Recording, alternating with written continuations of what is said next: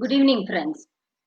In our Wednesday Corporate Law webinar session, we are in part 9 discussing about the labor code, the current happening in the labor laws, where for ease of compliance and to reduce the complexity, we have one labor code replacing 29 central laws. During the past 3 weeks, we have been discussing about the safety, health, and the welfare measures in line with this particular chapter dealing with occupational safety, health, and working conditions code.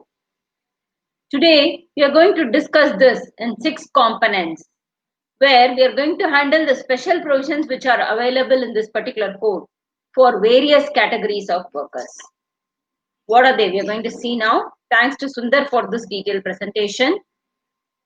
The Act, the code is the Occupational Safety, Health and Working Conditions Code. The draft rules are released, were subject to public comments till 3rd January 2021. You are invited to provide your comments and suggestions on this particular code. So this mark indicates the draft rules which are yet to be notified, friends. The 6 components which we are going to discuss today are contract labor, special provision, interstate migrant workers, audiovisual workers, mines, BD and cigar workers, and finally building and other construction workers. Of course, we're going to see the key changes in this particular code today. Brief overview on the key features of the code were already discussed during the last 3 weeks. This is more for our ready reference, where this particular code is a culmination of various state and central laws, and we have already discussed that now in the labor code we have only 4 codes in supersession of various state and central legislations. And this occupational safety code, we have the various legislations being replaced. The multiple registrations are made into a unified registration, and the employer is given obligation to protect the employees from various hazards, and it is made mandatory for issuance of appointment letter. The time and prescribed form are as set out in the rule. Annual health checkup is made mandatory, and mandatory provision to provide a safe working environment to the employees. Special provisions. Part 1, we are going to deal with contract labor. Special provisions shall apply for a contract labor where the establishment has 50 or more such laborers, and who were deployed on any day of the preceding 12 months through the contract. And every manpower supplier who had employed such 50 or more contract laborers also this special provision attracts. For example, your team lease payroll, where it provides the manpower supply chain management, in which case for those contractors also the special provision applies. Exemption will be for those employers who are engaging such contract laborer for intermittent or casual work. It is going to happen only for a seasoned work. For example, Amazon is deploying more such contract laborer in the event of festive seasons like Diwali or Christmas, where the online shopping is going to be more, and especially considering all this COVID situation where the number of online shopping has tremendously increased. In such cases where there is going to be work involving seasonal nature, then they are exempted. However, there is a caveat. If it is performed for more than 120 days in the preceding 12 months, then it shall not be deemed to be of intermittent nature. And if it is of seasonal character and is performed for more than 60 days, take for example harvesting, the pre and monsoon, post monsoon session, if that is going to be segregated and if that involves more than 60 days in a year, then it will not be construed as intermittent or casual contract labor being engaged. Friends, section 119 of this code is a key provision which talks about this appointing the designated authority who will specify the limits of their jurisdiction and vest with their powers and duties for issuance of licenses and cancellation of licenses, which will be in electronic form. That is one of the key highlight in the code, where all these physical norms are replaced with the electronic mode to make the job simpler for the regulator and also for the establishment. Section 119 deals with the common license in respect of factories and industrial premises for BD cigar workers and for contract workers who are employed, or any such combination where, to avoid multiple registrations, it is consolidated into one single license. Thus, 119 of this code assumes significance. Now we will see the licensing provisions. First, the licensing of contractors. The contractor to whom such special provisions apply and who is going to get this job done through a contract laborer is mandatorily required to obtain the license under section 119(1), that unified license, after satisfying the conditions as prescribed. And of course, he has to satisfy the other conditions as set out by the appropriate government. We've already discussed about the definition of appropriate government. The criterion and the qualification for this contractor will be, he shall not certainly be an undischarged insolvent or should not be convicted for an offence involving criminal nature, or should not be convicted for an offence which involves punishment for more than 3 years of imprisonment. Again, these are draft rules which are set out, and the license conditions are: the working hours shall be in conformity with the provisions of the code, and wages shall be paid in concurrence with the provisions in code on wages. And the principal employer's obligation will be to take care of all the welfare amenities and other facilities, including your statutory payments. It is obligation on the part of contractor only, including your EPF and other stuff as may be applicable. And in case contractor is not making this payment, then the Chief Labour Commissioner shall cause such payment to be made out of the security deposit. We are going to see in the subsequent slides as to the bank guarantee, and for each worker what is the amount that is being reckoned, and that security deposit will be adjusted for making this wage payment. And within 15 days of execution of this contract work order, he shall furnish the details. The procedure for issuance of license or renewal of license is as under. It is through electronic form. The portal is Shram Suvidha portal. To make the job easy, they have named it as Suvidha portal.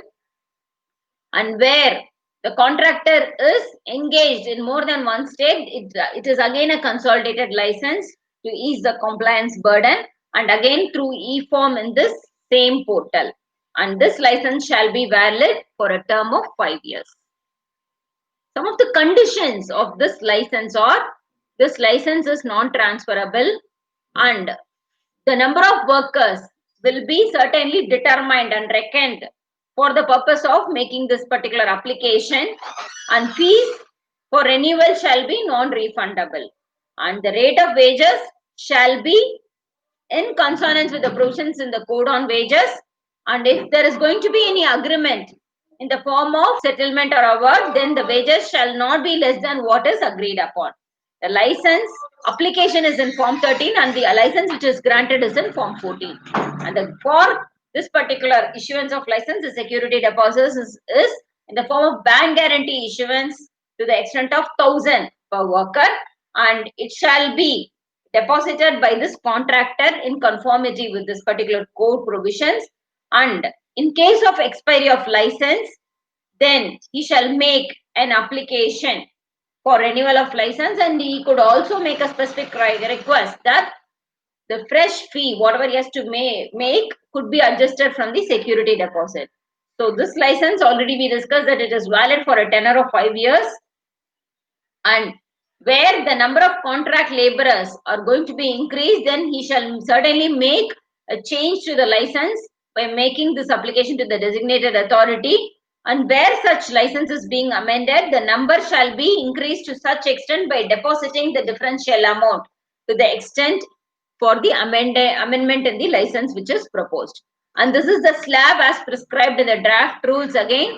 And depending on the number of contract laborers who are employed, the fee is determined and set in the particular draft rules. The renewal of license, again, the same procedure to make an application through e-mode in the portal, and this application timeline is set out at least 30 days prior to the expiry and not later than 90 days of expiry of the license. This application shall be submitted, and security deposit and the fee chargeable for renewal fee shall be the same as that of grant of license as set out in the draft rules.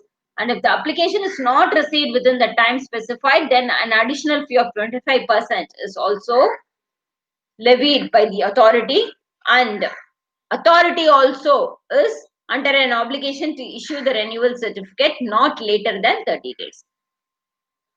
We already discussed that after executing the contract work order, he shall certainly make this particular detail of the work order to the designated authority. The timeline is within 15 days and the details are as set out here. The name of the principal employer, the premises where the contract laborers are engaged, and when the commencement of work is scheduled to happen, and number of people who are going to be employed, and the duration of this particular work order as per the arrangement which is entered into. And the work order shall be sent by the contractor himself or his representative who is nominated for this purpose, and this again will be sent on the same Suvidha portal electronically. And the payment of wages, again there is a timeline before the expiry of 7th day after the last day of the wage period. The wage period is 30th, and on or before 7th of the next succeeding month the same shall be paid, and he shall fix the wage period so that there is this limitation time within which this particular disbursement shall happen. And the mode of payment is also very clearly set out as in electronic mode only or bank transfer and not in cash. And if it is not a practical position to make it through this particular pattern, then it could be as prescribed by the appropriate government. And in those cases where the wage payment is not happening by the contractor, then the principal employer will step into the shoe and he could make the payment. However, he can certainly claim that from the contractor.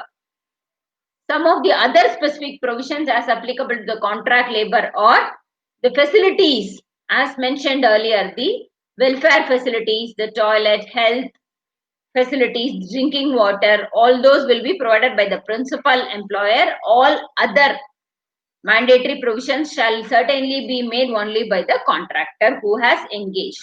And the principal employer who is employing such contract labor through a contractor who is not obtaining license is certainly in violation of this particular code, and every concerned contractor on demand shall certainly issue the experience certificate to the contract laborer specifying the experience, the number of years or months for which they have worked, and the work period and the performance, the contract description as to what work they have rendered.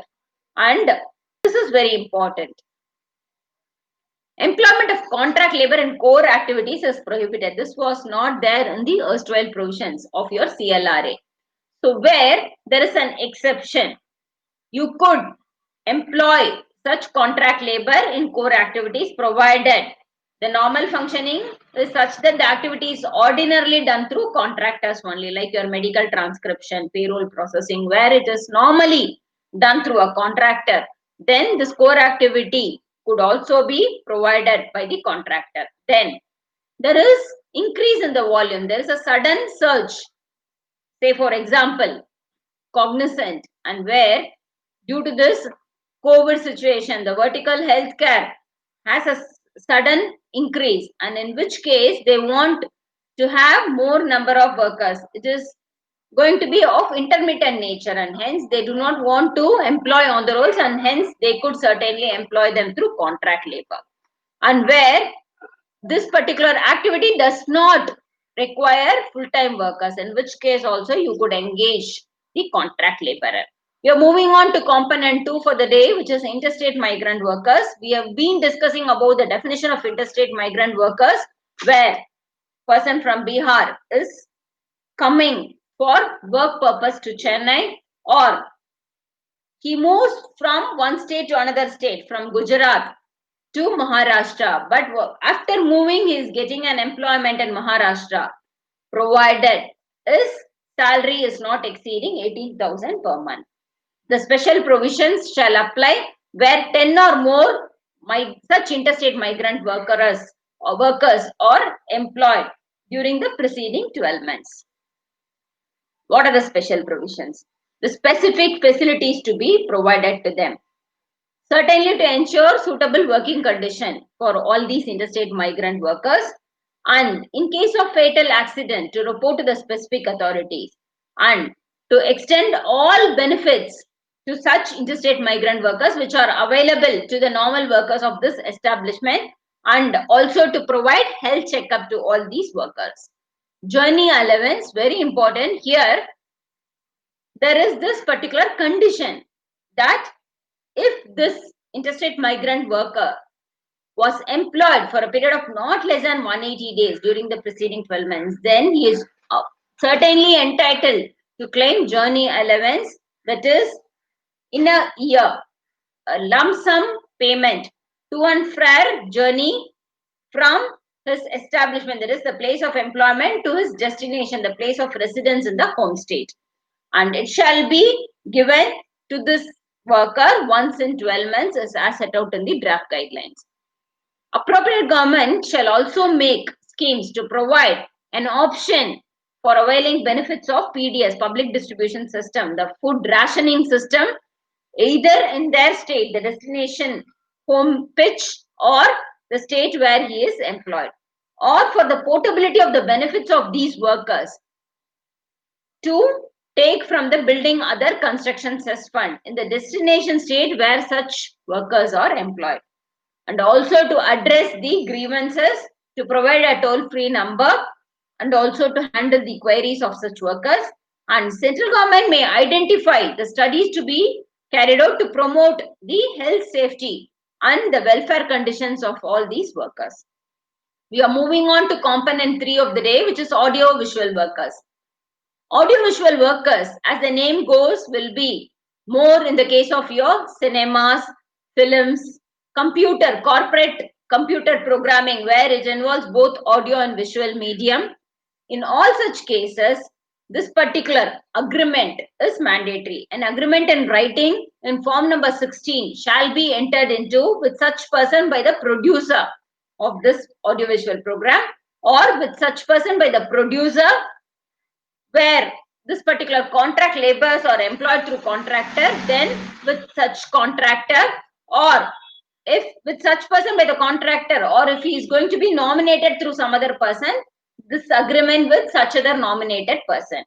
And this agreement, which is in writing, to be notified by the appropriate government by the producer of such audiovisual program, and it shall certainly be registered with the competent authority.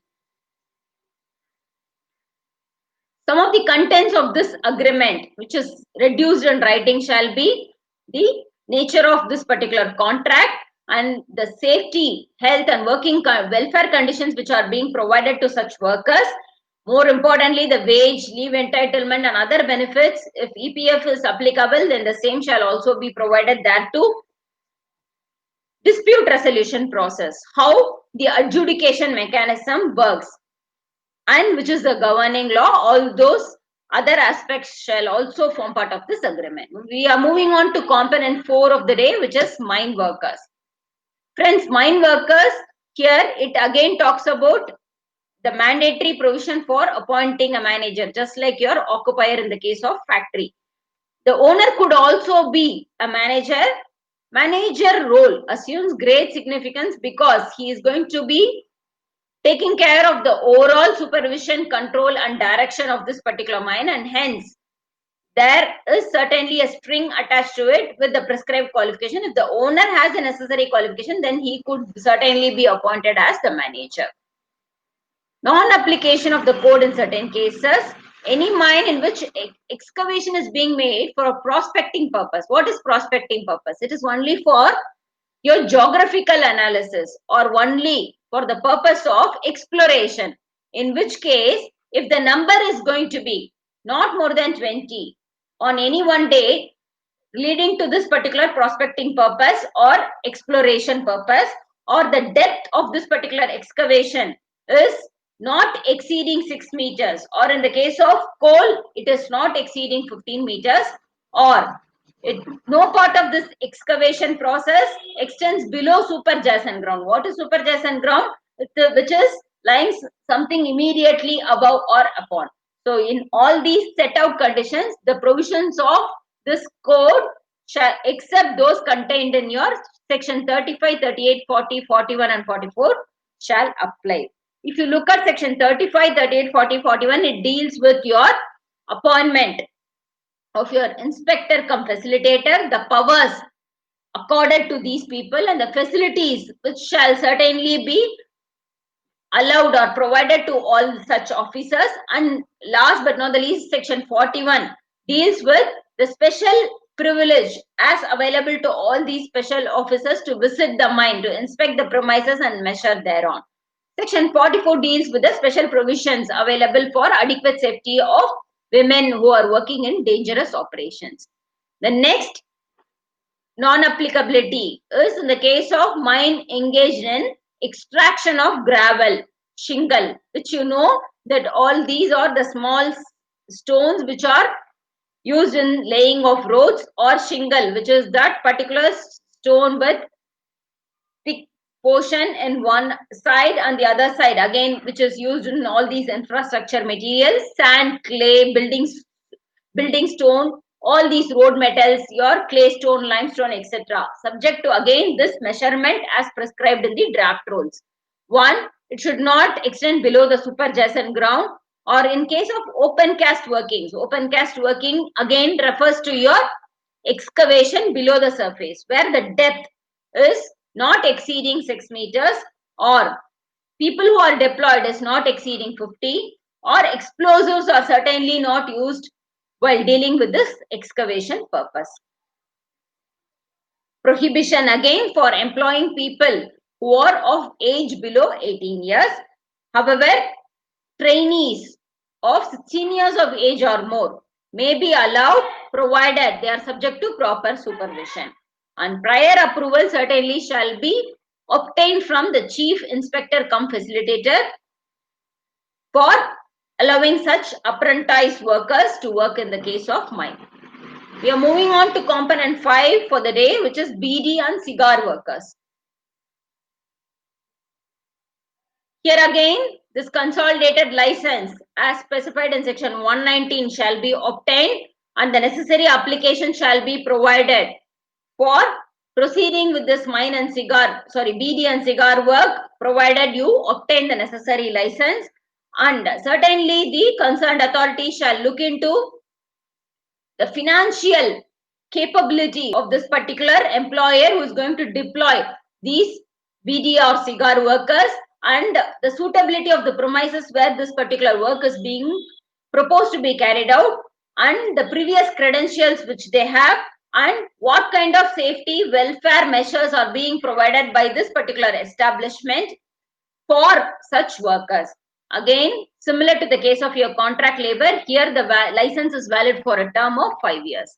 And there are two components to this particular slide. One deals with permission which is accorded for workers to be deployed outside the industrial premises. One deals with wetting or cutting of your BD or tobacco leaves, which is going to be used as a raw material for the purpose of BD or cigar production. They could be allowed. The state government will permit, provided the employer maintains necessary statutory records in compliance with the norms as prescribed in the code and the draft guidelines.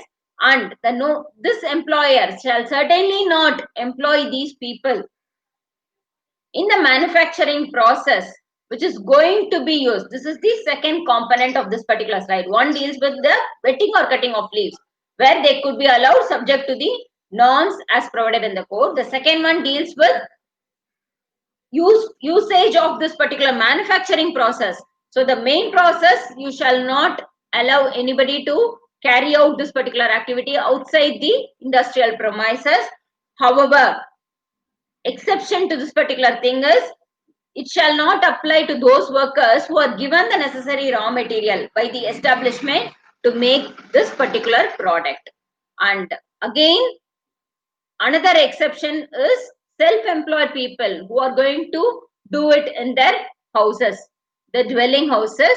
So here, this provision shall not apply to the owner of a private dwelling house who is going to carry on this particular core activity of dealing with the manufacturing process of the BD or cigar, provided he is engaging his family members, certainly not children, in doing this manufacturing activity. And private dwelling house again means a house in which persons engaged in the manufacture of BD or cigar or both reside. So they should be residing in that place, is again a caveat attached to it. The last component of the day, which is your building or other construction workers, here again it clearly says that a person shall not be employed who is a deaf or defect, who has a who is blind or has some difficulty in his eyesight or has giddiness tendency. In all those cases, it is going to hamper the activity and cause danger, resulting in maybe accident, not only to the building worker or to any other person also. Hence, they are strictly prohibited from carrying out such activity. Finally, we are going to see the key changes in the code. Friends, if you have any doubt, please ask me. Otherwise, we will conclude the session.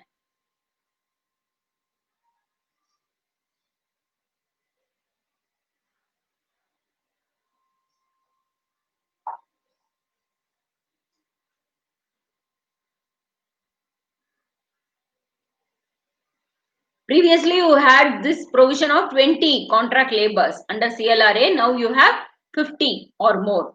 And the wage payment, the timeline is now 7 days from the wage period as already specified to the designated authority. Previously, there were two slabs. One is, if the number of contract laborers engaged are less than 1,000, then it is 7th.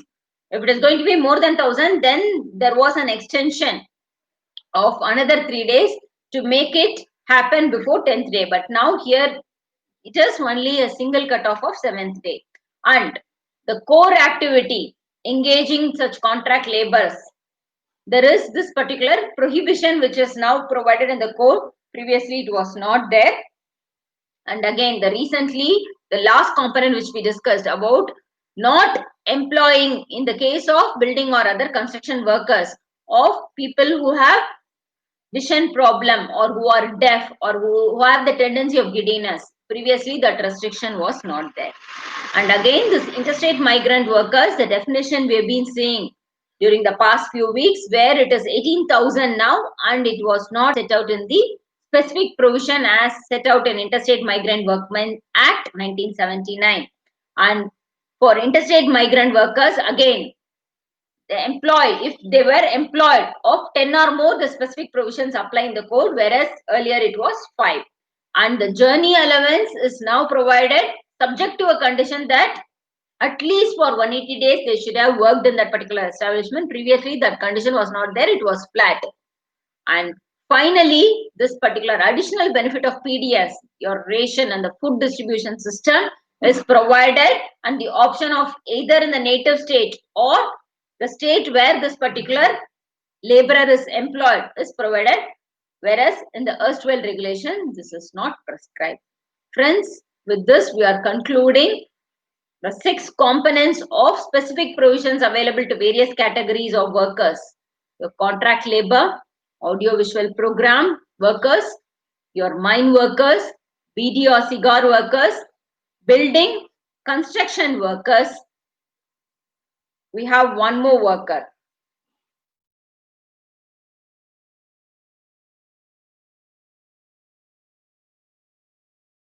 Your interstate migrant workers.